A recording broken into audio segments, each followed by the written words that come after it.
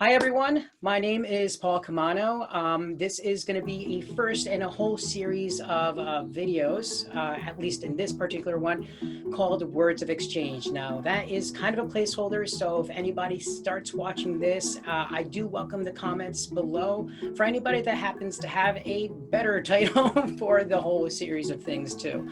But I figure Words of Exchange currently is as appropriate right now because what this segment is basically a series of videos with people that I like, fellow creatives, and basically sharing poetry together in an interesting format of challenges, as I like to say. Now, just a quick overview of what the challenges are basically, the first poem is going to come from a theme bank. In advance, I gave all these challenges to my interviewees. So the first one is a theme bank, where this one is going to be post-apocalyptic. The second poem is out of a bank of words, usable words. We're going to go into that as we go into that one. And the third poem is what I call cater to. So basically, in honor of who my guest is, it's going to cater to whatever their profession, their passion is, whatever is an embodiment, as I would like to say, of their art form. So that's something that we're both going to be sharing with each other. And that's pretty much like the 3-poem format. And then afterwards, we're going to follow it up with an interview. Now, my guest, a very good friend of mine, a fast and wonderful person, is Owain. And again, I am very bad with last names at times, but I'm going to say Astels? Astles. Astles, there we go. So my guest here is Owain Astles. He is an award-winning film director, photographer, and visual activist. Please say hello to our viewers. Hello, how are you guys doing? What's now, up? So like I said, we're going to start off with our format of poetry. The first one, like I said, it's going to be post-apocalyptic. So I'm going to leave it basically up to my guest to say who wants to go first. Do you want to go first? Or do you want me to go first? Why don't you go first? All right. Just yeah. Sounds good. You know what? Might as well rip off the Band-Aid, Let's right? do it. Exactly. So, all right. So I gave my title called Dirty Fingers. So hopefully you enjoy this one. All right. Oxidized metal, producing flakes of time. Its residue reminiscent of the ruin, the crime. My soul is crushed. My heart is heavy. Because when I look out, there's not one piece of sanctuary. They burned it. Ashes on the ground. The soil is rotten with all the blood that is found. Nuclear, bio, or shells of warfare, all or one, no one should really care. It's the system of fighting and prejudice, not hiding, that poisons the body and leave us all arriving. Messes of masses that passes on, accepting the wrong. The things that had mattered matter not now because of a time we had choice to unite or kowtow to the art of war, to the devastation, lie ourselves down and lose our nation. The flag of unity tattered and torn because our future and hopes have all become shorn. Cut our losses of humanity and race because the last of it is here within death's embrace, the last equalizer of all. So rest well with that, what you've sown and brought, because the end is here. 'Twas for naught. There you go. Wow, dude. I feel bad because mine is a lot less. It's a lot less interesting, I think, and I also don't have a title. So yeah, no, don't worry. I mean, the whole thing is title. this is a practice of our of ourselves. And the thing is that like, you know, creativity, poetry, like these are like self-reflective things. This is what we feel. So you know what? Amazing, man. Yeah. Cool. Cool. So just jump straight in there. Floor is yours, man. Let's do it. Where are we in this wasteland?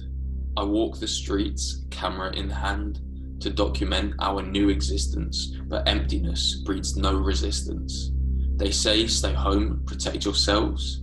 I say stay home, cause fuck all else. But governments, they want that. There's elites who sit and chew the fat. I think that we're much more alone now, but the fight must be our final bow. Oh wow. That's it. Like I said, like a lot shorter and a lot less interesting. No. I highly disagree on that one. I mean, like the words that you used, I mean, they were still powerful in its poignancy. Like it was really powerful. And especially the thing is like, this is why I say is like, this is a reflection of ourselves. I mean, you're the one that went to the camera on that. Like, you know, it's an obvious use of a technique that you're quite familiar with anyway. So, I mean, you know, in my opinion, I think that's just as powerful. Oh my God. That was great. Yeah, I mean, it was just like, it was because when you said post-apocalyptic, obviously immediately I went to the current situation and what it was like during lockdown, especially a few months ago.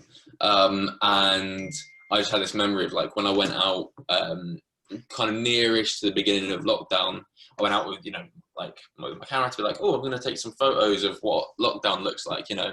And it was just bare, like this, because the streets were just so empty, so quiet, and this is like city centre, and that was just like, and it was just a really kind of, yeah, it's just a really significant like memory for me, do you know what I mean? So like, okay, that's interesting. I mean, absolutely. I mean, and part of the, you know, to be a bit candid on this, the reason why I even put post-apocalyptic as a theme, I mean, I was, you know, trying to do like, you know, random things, but post-apocalyptic to me is like, and in some sense, we are in something similar to that. I mean, you know, if we came from the past to today like this, is like, would we have ever imagined like that we would have a pandemic, that we'd have to wear masks and, you know, have like some type of political turmoil like all over the world? Like literally, we are in some version and form of that. And it's really up to us to be able to bring ourselves up, to bring that humanity up too. So I felt like, you know, it's quite relevant to these times, and you know, it's something that we can definitely speak upon because we're living in it. 100%. Yeah. Cool. Let's reveal our usable words. So that's the segment. It's called Usable Words, and the bank is for random words. And the words that we have are aardvark, masquerade, contingency, and plop.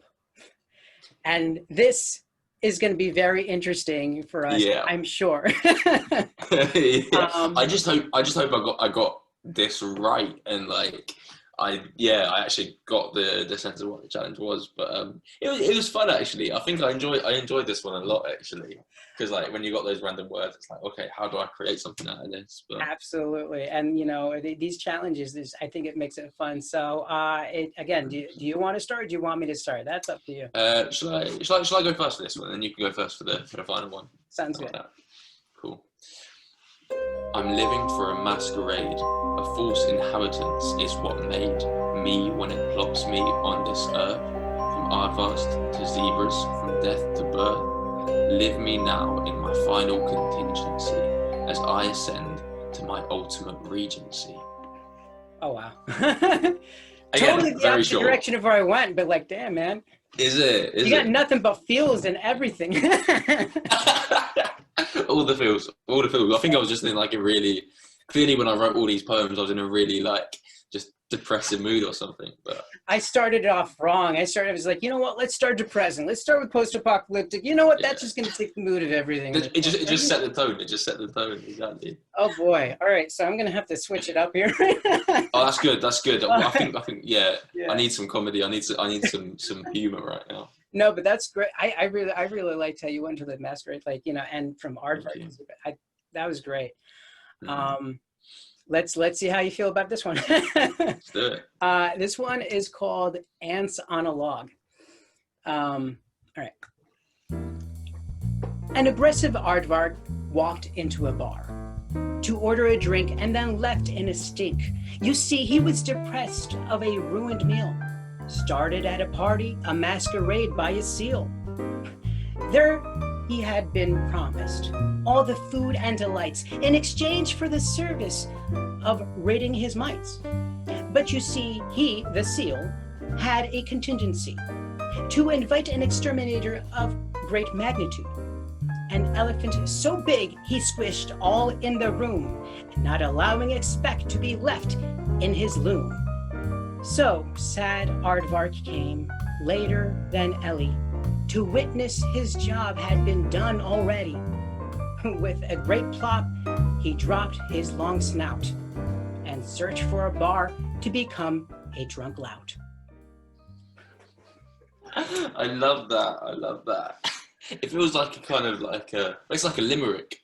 In a way, I was thinking, it's like, all right, this could be like, you know how Adventure Time is like, you know, it's a format that seems like it's for children, but it's really, you know, it really resonates with a lot of adults. I was kind of like channeling something like that because, you know, I'm watching a lot of, I mean, I'm a big nerd. I mean, yeah, I felt that. Like cats and cartoons, and that's all my life half the time. No, I love that. I love that. I felt that. Cool. But yeah, it was a big twist onto the whole theme of sadness and apocalypse. Exactly. Yeah, you switched up the tone really nice. Cool. Cool. So shall we go to the third one? Should we do the final one? Do you wanna start it off? Yep. Sounds good. And again, just a reminder for all our viewers, this one is a cater to. So this one is an original poem again, based on my guest's industry or journey.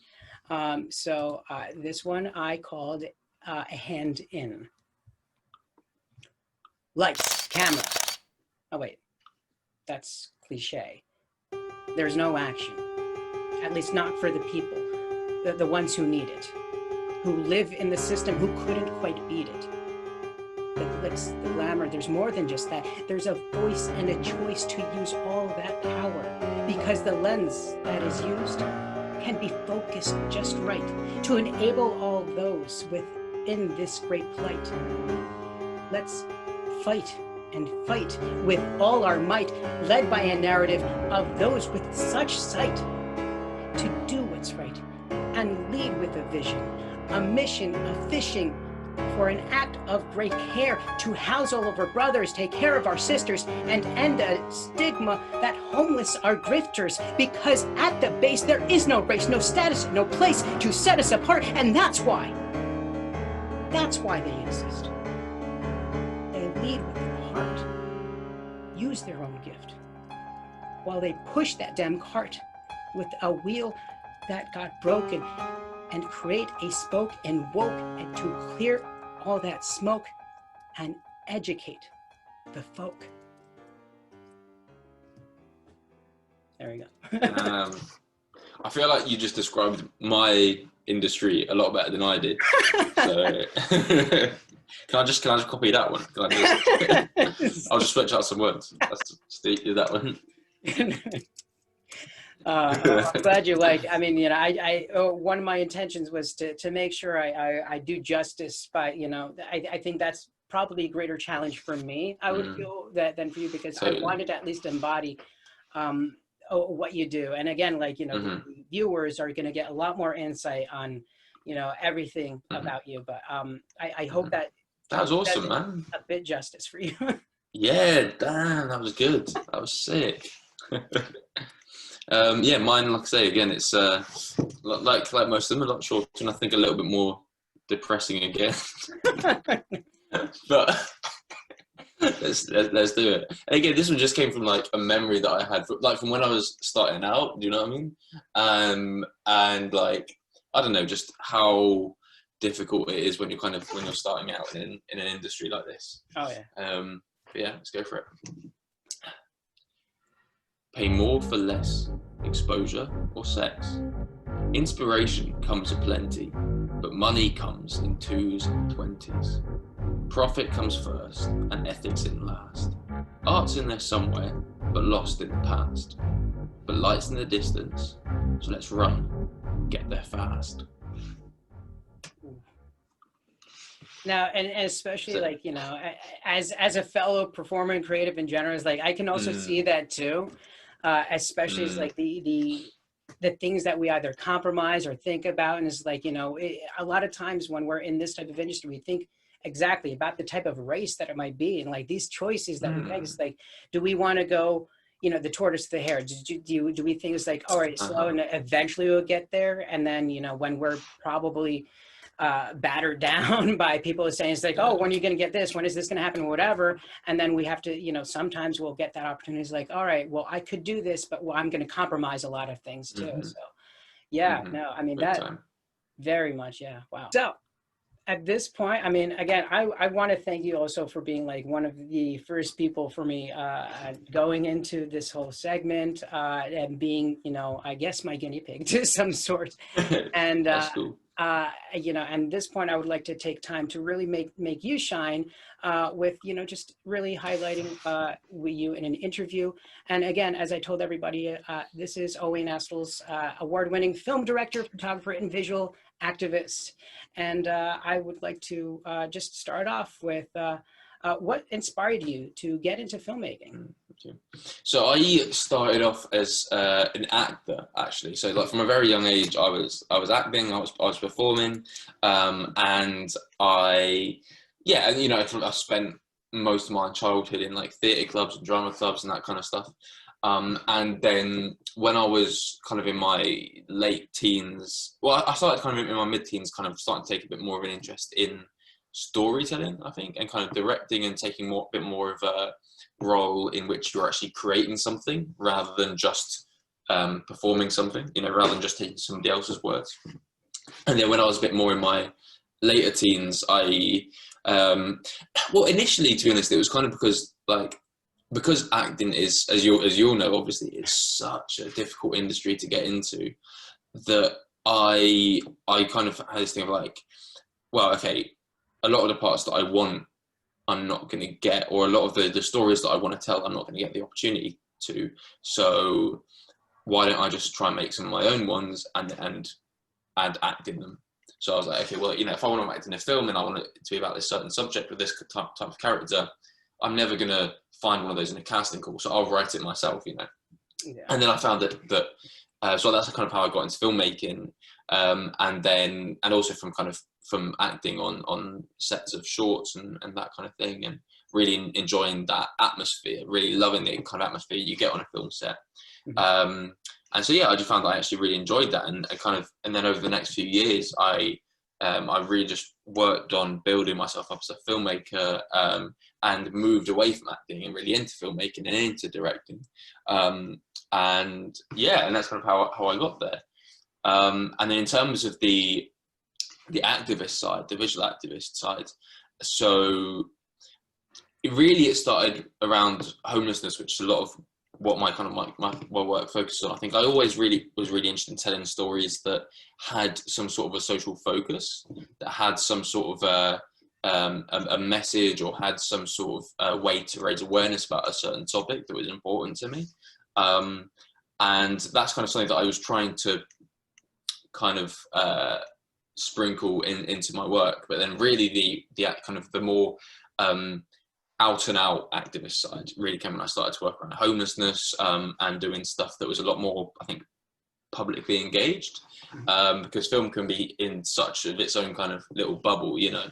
And when I started to create content around homelessness, that's when I really started to make it a lot more kind of outward facing, you know, and be taking it to places that I suppose, you know, films don't traditionally go. So taking it to kind of to hostels, to shelters, and into these kind of social spaces. That's and that again, that kind of just built up over the years. Yeah, and I actually kind of agree as far as like, you know, being an original, like a creator rather than just an element in somebody else's projects. Like you get more of that direction on where you want it to go. And yeah, no, I mean, all power to that. And especially I understand it's a tough journey, and you know, sometimes we have to put it in our own hands, but that's usually where we're going to be able to get that across. And I really do admire like the ongoing work you do with the homelessness and your communities. And can you just tell a bit of the audience like what inspired you to work on these projects, like specifically, like some insight and also like the journey you had in like creating them? Yeah, so in terms of homelessness, kind of, so really initially, so again, it's kind of something that from a relatively young age, I cared about, you know, and that I really saw on my doorstep, you know, literally. And then over the years, you see, especially in the UK, and I think in the United States as well, you see just how much homelessness increased visually, you know, literally on the street. You can see very viscerally how much it increased. And it got to a point where I was thinking about creating something around that. And then I was basically talking to some people that I knew quite well that, you know, I would consider friends about it. And they were just coming out with these very vitriolic and very just ignorant opinions about homelessness and about homeless people. So, you know, stuff like, you can't give them food because then they're always going to pester you for more, or, you know, I don't want to approach somebody in case they stab me or chase after me or something like that. And that really kind of shocked me into action, hearing these opinions from people that were otherwise very intelligent and otherwise very good, kind people. And because film is, you know, often referred to as the empathy machine, you know, it's a way to increase understanding and to create empathy for other human beings. I was like, okay, well, you know, yeah, let's fucking make a film about it. And so started out that and just did like my own research into the topic and just went out on like a day and just did some very brief interviews with some people that were on the street in Bristol. Made that into a really short documentary, which actually got a surprisingly good response. And then from that, worked on a much larger project called Sleeping Rough, which took place over about 2.5 years, and was taking interviews with people that were experiencing homelessness all around the UK and putting that into a sort of constructed narrative where we got actors who also had experience of homelessness to kind of live out these narratives. And so, yeah, and then, you know, I had kind of various offshoots of that in terms of little documentaries and organising Homeless Action Week and stuff like that, and bits and pieces. And yeah, and then, you know, and then for a little bit, because I've kind of experienced homelessness in a very mild way as well, but in a way that when it was happening to me, I wasn't considering it homelessness because it wasn't like being out on the streets, you know, like is that kind of vision of it, you know. It was staying in hostels occasionally and shelters and sofa surfing, that kind of thing. So I think that kind of, even though I didn't realise it at the time, that kind of fed into my experience. But yeah, and so that's kind of how I got into homelessness. But, you know, like I said, there's kind of lots of different topics that I work on. Like at the moment, I'm doing a lot of work on the prison system and stuff like that. So yeah, and especially with that, I mean, you know, aside from like the state of being, you know, homeless or whatever, and as you were saying, it's like the definition of it is like with people's perception on it, it really doesn't always take account to the programs that are available for them. I mean, because it's the disenfranchised are affected by so much more than what people can just see right there on the street, and because that's something that you can easily turn off. And you know, I'm glad you know mentioned filmmaking as the empathy machine, because that's the awareness that we are all trying to create in whatever we're doing. And like, you know, I definitely commend you for doing such work like that too. And you know, especially from, as you know, lightly grazed upon, having a slight bit of an experience yourself in that sense too. I'm sure I'm happy that it's no longer a present issue, but yeah, I mean, you know, unless you actually experience some element of that yourself, you can't always imagine. So yeah. yeah, and it's a weird one. It's like, and because sometimes, especially now, I think there's a lot of the work that I do is around talking about how important lived experience of an issue is when you're creating work around that issue. Because again, too often in the film industry and in the arts in general, narratives are created around certain experiences, whether it be homelessness, whether it be the Black experience, whether it be about the prison system, whether it be about refugees and immigrants. too often I think narratives are created around those experiences by people that don't have any proximity to those experiences. And that's not to say that you know, as a director or a writer or whatever, that you have to have gone through that experience yourself necessarily. But I think that it's really important to make sure that if you are embarking on that journey, you absolutely have to work with people that have had those experiences. And if you do have any proximity to it yourself, then that's great. And again, that doesn't necessarily have to be you personally, but if you're somebody who a member of your family has been affected by it, for example, you know, that's another example of real proximity to it. I know lots of people that are partners of people that have experienced homelessness, and actually some of the strongest narratives come out of those people, because what they've gone through, having their partner go through such a traumatic experience, that's really powerful in its own right.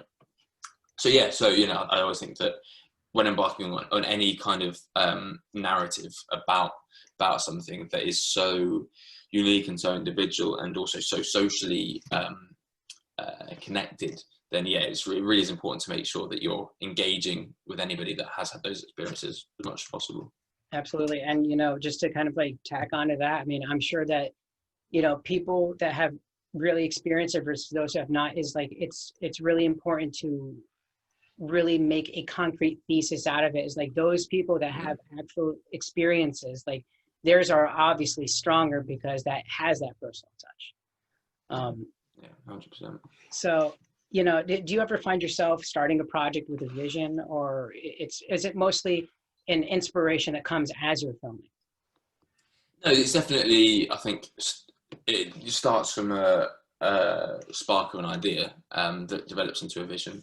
But what I would say is that for me, it's always been really important to be flexible about that and adaptable as you go on. I think, again, particularly with, if you're kind of an auteur and you're creating work that is that does come from a very singular vision, that is very much your own subjective experience, I think that's a little bit different.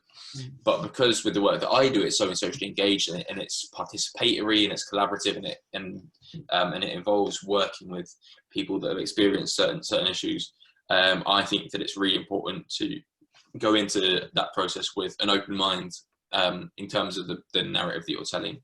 And whilst usually I will go in with a certain thesis, like you say, I think that allowing those other voices to change that and to mold that as you go through the process is really important.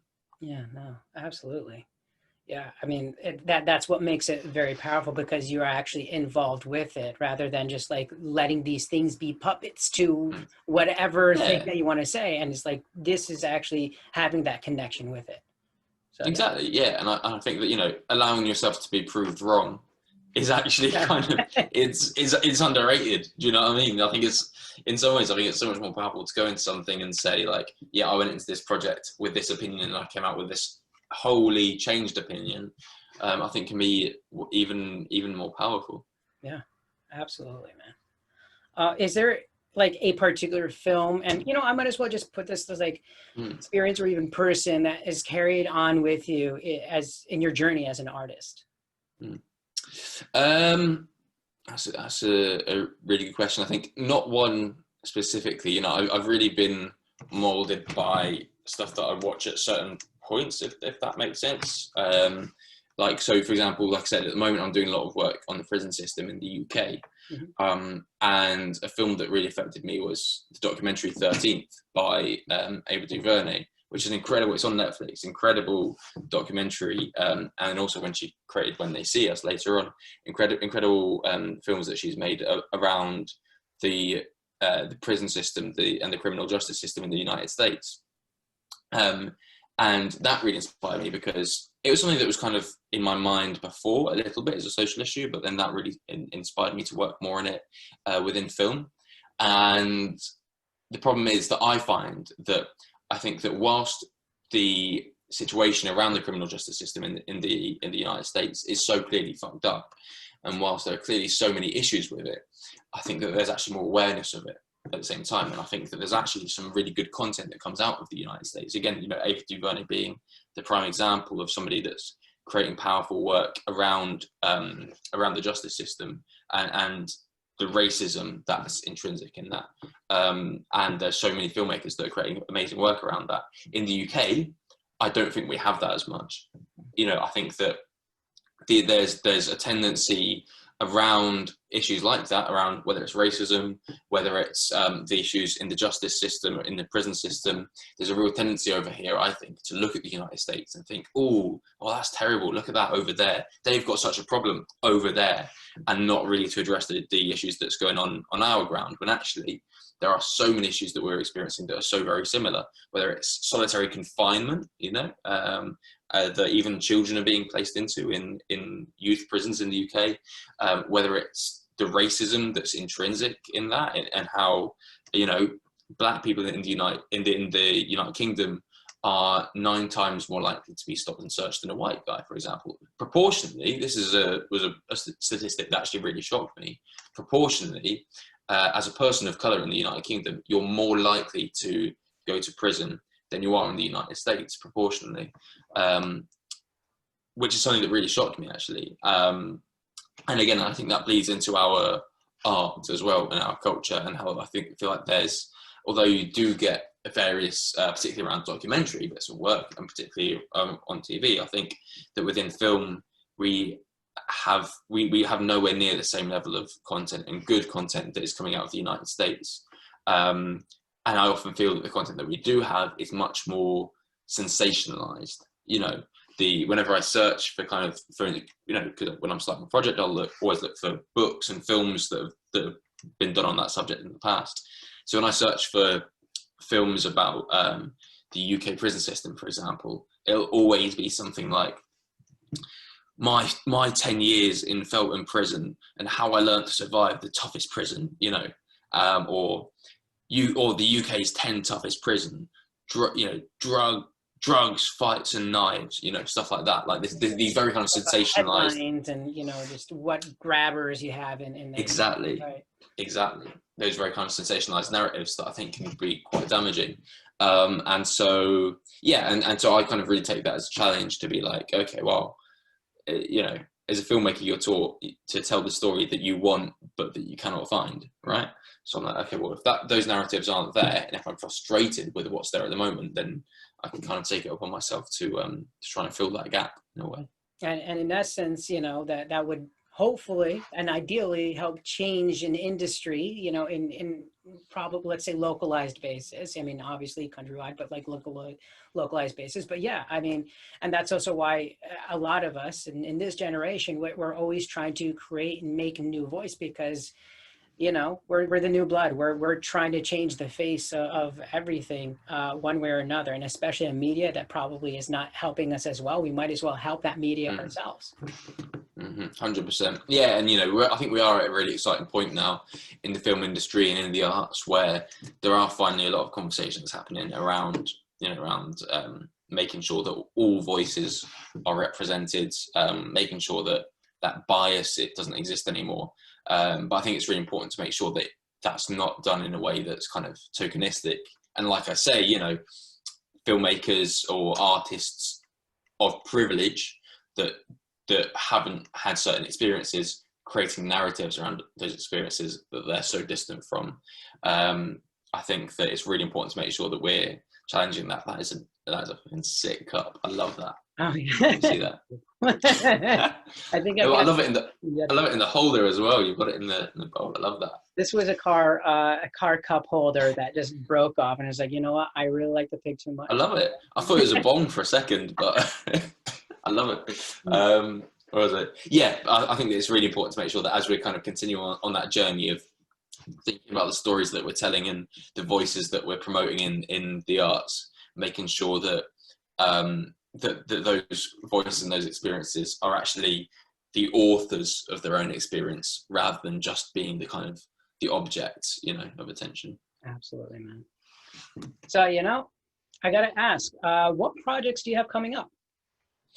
Cool. So we're about to release a film called To My Younger Self, which is a short film I made for the BBC about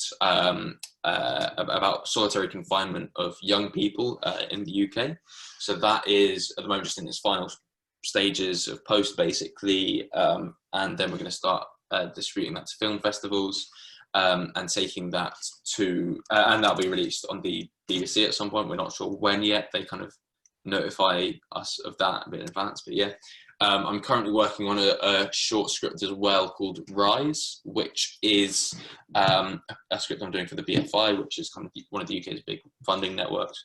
And that's about two young brothers who are homeless and in temporary accommodation. And it's just kind of this conversation between the older brother and the younger brother, as the older brother kind of tries to create this protective environment for his younger brother and explain to him kind of what's going on in their world without, in the way that you do with a younger brother, and kind of trying to create it within that protected bubble, in a sense, right? Yeah. Exactly. Wonderful older brothers, I can tell you, my brother probably would do the same thing for me too. But yeah. Exactly. There you go.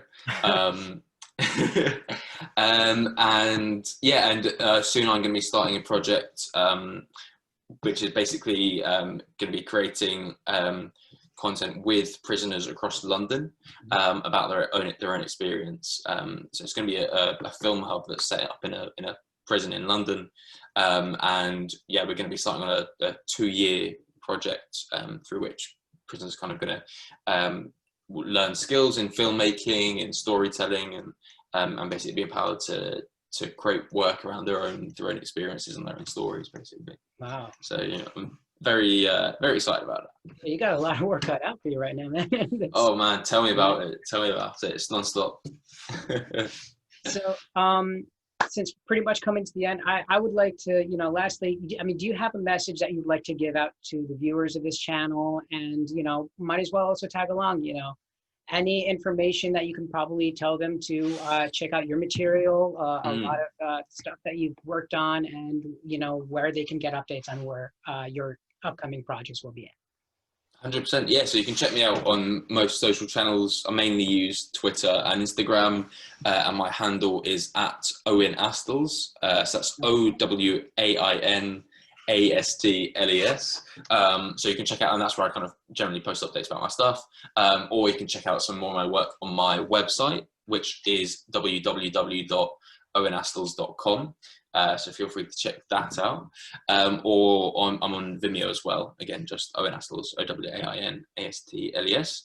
And yeah, as a final message, I think depends who you are and what you're trying to do and what impact you're trying to have on the world. But I think the first thing is that it takes a long time to start, and don't let that stop you. I think that starting is definitely the hardest thing, and just making sure that you battle through that and keep going is the hardest thing. But once you get through that, it's really amazing, and it's really rewarding, and it's incredible space to be in. And as much as you can, create work in collaboration. I think don't be a lone voice. Try and connect with other people, whoever they are, whether they're a particular community, whether they're just other creatives. Make sure that you collaborate as much as possible, because I think that creates a much stronger voice. So yeah. Absolutely, man. And if anything, like I said, you give the feels to me right here. Always. Thank you, man. Yeah. Oh, bro, stop it. I appreciate it. I appreciate you being on this channel. And again, like as far as those links that you mentioned, I'm going to see about having that in the description below. I also tried pointing out, we'll see if I get to put in the link for anything that you have available. Again, everybody, feel free to check out, my friend Owain. He's just an amazing person, as you've seen. Amazing creative, great activist, and just, a great person altogether. I thank you all for checking this out, and hopefully I'm going to have more content coming soon. I'm going to try making anything as regular as possible. And if you are creative yourself, please reach out to me. Please feel free to put your comments down below. Hit that like button, subscribe. I would really appreciate it, as I'm continuing and starting to be more of a content creator. And again, also in your comments, if you have any suggestions for what to call this type of segment, right now it's Words of Exchange, but it could very well change to something that sounds a little bit better and more appropriate.